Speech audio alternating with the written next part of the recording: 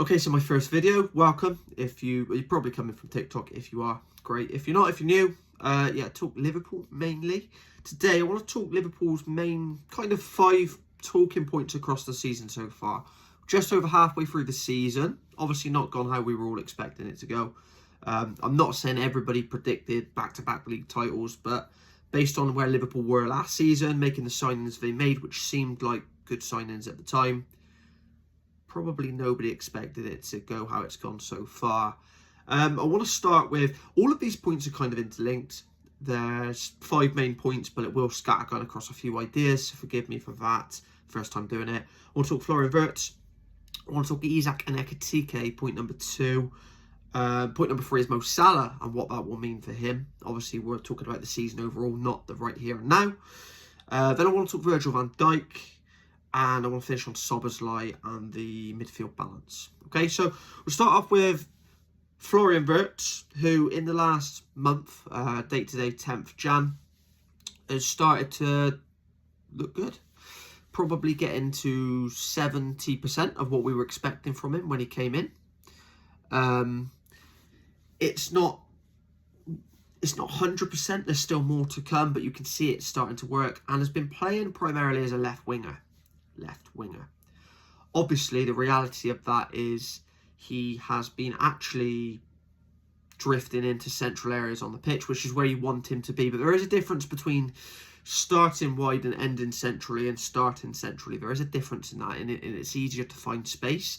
It's going to be easier to find space if you're starting, just follow me along here, if you're actually hugging the touchline, you're actually stood on the touchline, and then you make a 15-yard not a sprint, but a 60% capacity speed run into a space, and then if you were to draw a line from, and I'm talking about width here, if you were to draw a line between the touchline and the middle point of the pitch, okay, as in the penalty spot. So if we're on the halfway line, we're going from the left wing, the ball being out of play, and the middle being where they take kickoff. If you were to then meet halfway, this is the zone I'm talking about. And this is what in modern day they call the half space, right? And it's a very dangerous zone to be in, but it's easier to get into that position. If you start from the left wing as a right footer and drift those 15 yards in, you're now receiving the ball on your right foot looking inwards. Whereas if you start centrally, you're going outwards. So you can see the difference there.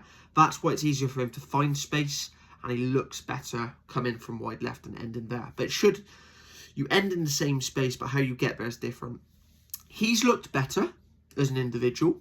If you're assessing his season so far, you would say the left wing experiment, if he's probably had as much game time left wing as he has starting as a number 10 in the middle, you would say that it's been more of a success starting on the left.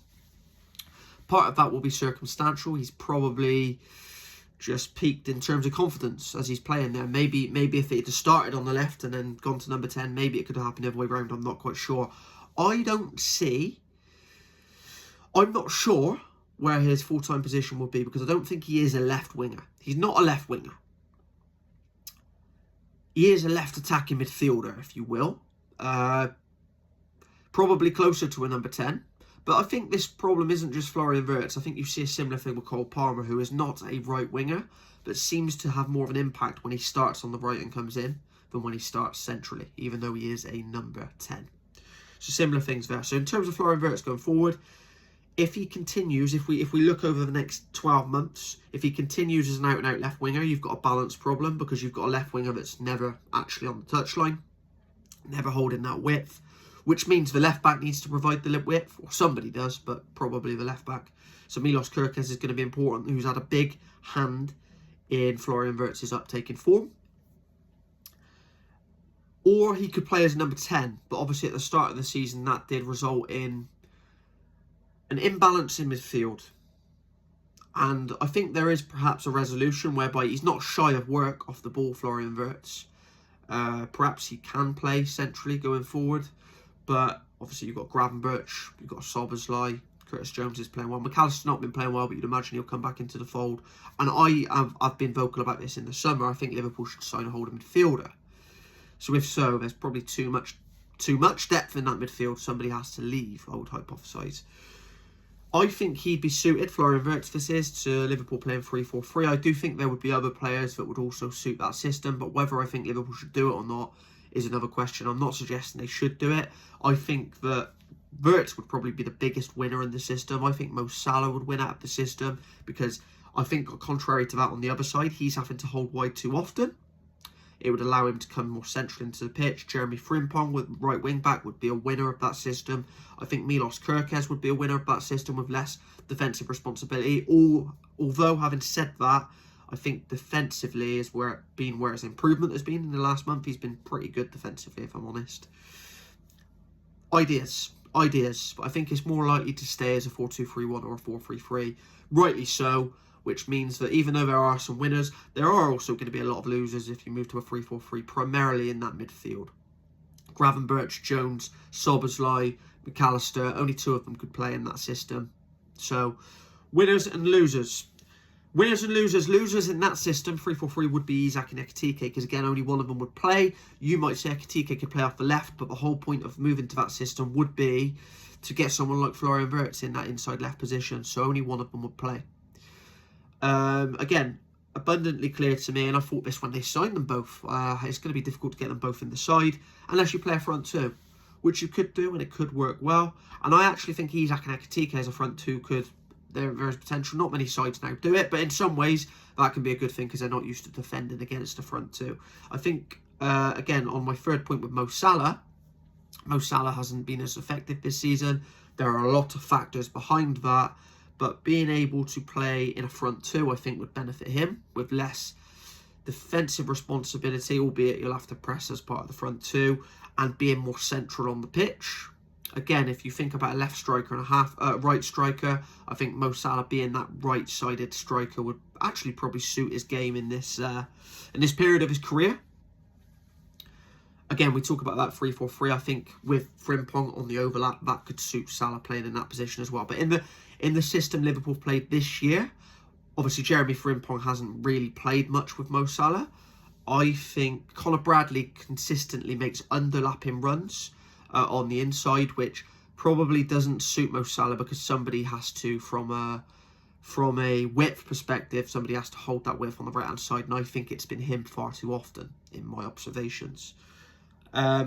So yeah, Isak Ekitike, the difficulty of getting them both in the team, we've kind of touched on there. Mo Salah, the benefits into a front two or three. I think, again, if you're going to play Mo Salah as a right winger, as he has done, I think it's integral that somebody else can provide that width and allow him to come inside. Now, I know Trent Alexander-Arnold used to move into midfield when Liverpool had control possession, but he would also hold up the width on the right-hand side to allow Mo Salah to come inside, or if not, Jordan Henderson used to do it a lot, which, you know, people don't like that shout, but it's true. He would.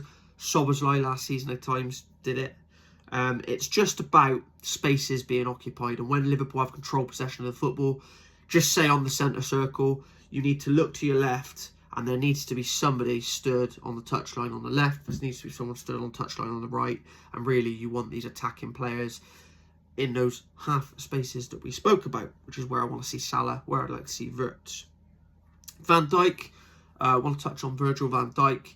I feel like this season, obviously he's getting a little bit of criticism, but I think as with pretty much every player, barring Dominic Szoboszlai, maybe Curtis Jones, maybe Ekitike, but even Curtis Jones, he splits opinion. So maybe barring Szoboszlai and Ekitike, pretty much every player has come under scrutiny, and it does come down to the fact if the team is struggling, usually you're going to get dragged with it.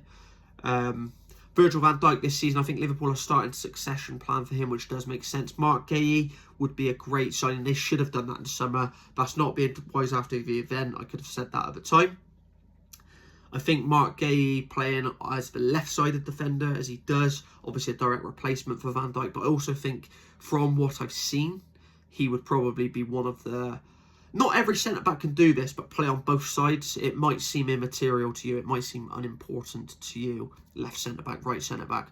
Players like John Terry, a very famous example, swears by the fact he couldn't play right centre-back. The body positions, if you just think about it like this, the body positions as a crosser coming in are in reverse. That's the easiest way to explain it. Some players won't struggle with that, some will. I don't think someone like Sergio Ramos would have struggled with it as much. but obviously Van Dijk has always played as a left centre-back. That's just what's happened. Could he play as a right centre-back? Probably. Mark Gay, from my observations, seen him a bit for England, he seems to be able to do the right-hand side without too much problem. So I would anticipate that would be fine. He'd probably be able to... He'd come in, and in your head, he'd be the Konate replacement. He'd go in the team on that right-hand side. Konate, by the way, has been better in the last 4 games or so at this point, 10th of January, as I said, time of recording. But, yeah, succession plan in there. Gay, the smart move there. If you can get Konate to sign a deal, you can bring Gay in. You've then got Gay to play on the left if you need to. And then you could go out and get someone like Nico Schlotterbeck from Dortmund, who I've not seen loads of, but I'm informed of, and can play on that left-hand side good on the ball. Final point, Dominic Szoboszlai and the midfield balance. So Dominic Szoboszlai, I was talking about the sinking ship that Liverpool are this season in terms of pretty much every player has come under scrutiny and criticism, and it is chains of events, knock-on points. This affects that, and that affects that, and that's why Van Dijk, you know, they'd say he hasn't been very good this season, and it will be because of the impact in other areas, like balancing scales. But the one player that has stood out, of course, has been Dominic Szoboszlai, and I do think that he is probably the type of player, just stylistically, given his energy and the ability to get around the pitch and cover all of that ground, that probably is going to stand out more in a struggling side. I think in a side that's got a lot of the ball, he's tidy enough on the ball. He's improved this season. I think he's looked after it relatively well, but he's not as tidy as an Alexis McAllister, let's say. So if you put him in a dominant Man City side from 5 years ago, I think McAllister fares better.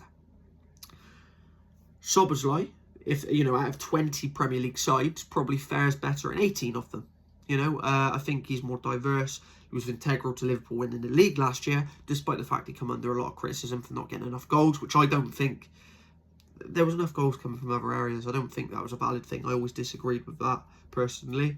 But, yeah, I think the overall midfield balance has been probably the biggest question mark for Liverpool this season, in terms of they started by putting in a number 10 in Florian Wirtz. You anticipated it cost Szoboszlai his place in the team. It obviously didn't. He played that first game and kept his place. He's been Liverpool's best player this season. And then they've got to a point after losing 9 and 12 where they've gone so defensive as a unit. It's not just the midfield, but I pick on the midfield particularly, and it's not their fault. It's what they've been told to do, where you've got Wirtz playing as a left winger and tracking back on that left-hand side. You've got Szoboszlai at times playing as a right winger. That's what I admire most about Szoboszlai this season, by the way. Not only has he been brilliant, he's played everywhere. He's probably played 50% of the season out of position to be your best player as well. Fair play to him. But yeah, you're in a position now where you've got Wirtz, who works hard, by the way, defensively, working back on the left. Szoboszlai working back on the right. Maybe you've got Curtis Jones, Gravenberch and McAllister in midfield, and then it becomes really compact, and you've got a 5-man midfield, or Liverpool have done the diamond. So that midfield balance is the thing they've got to address, because I think if Liverpool want to get back to winning the league, they're not going to this season, of course, but if you're looking at next season, season after, the template was there in the past. The front three needs to be a front three. You know, the best front three they had was Mane, Salah, Firmino, of course. Ekitike, Isak, they'll be up to it in terms of Isak. Perhaps hasn't been so far as Liverpool shirt. I think he was actually just starting to gain some confidence as he scored that goal that he got injured. But anyway, Ekitike's done well. I think he would suit the system well. If you were talking Salah of last season, he's at the level. I think you're looking for a left winger. You're looking for pace on the wings. I don't think there's enough pace in that front line right now, particularly on the wings, in my opinion. And I think I talk about Szoboszlai playing as a right winger. You don't win leagues with Szoboszlai playing as a right winger. Nothing to do with him, but just in terms of the intent. That player on the right and that player on the left, they need to be attackers. They need to be 15 goals a season. If you could get... You're probably looking at 50 goals across the front three. If you get 15 out your left winger, 15 out of your right winger, and 20 out the striker in whatever order in the league, I am just talking league here, you got a great chance of winning the league. That's without players coming on off the bench in the front three, without midfield chipping in with 6 each or, 5 each. Defenders getting goals from corners. That's how I see it. That's my comprehensive thoughts so far. Yeah, very off the cuff. Let me know what your thoughts are around the Liverpool team right now. If you're not following, obviously, first video, make sure you follow the channel. I do, of course, have a TikTok page where I've got some followers on. You probably come from there. So, yes, leave a like, leave a comment, subscribe. Thanks very much. Take care.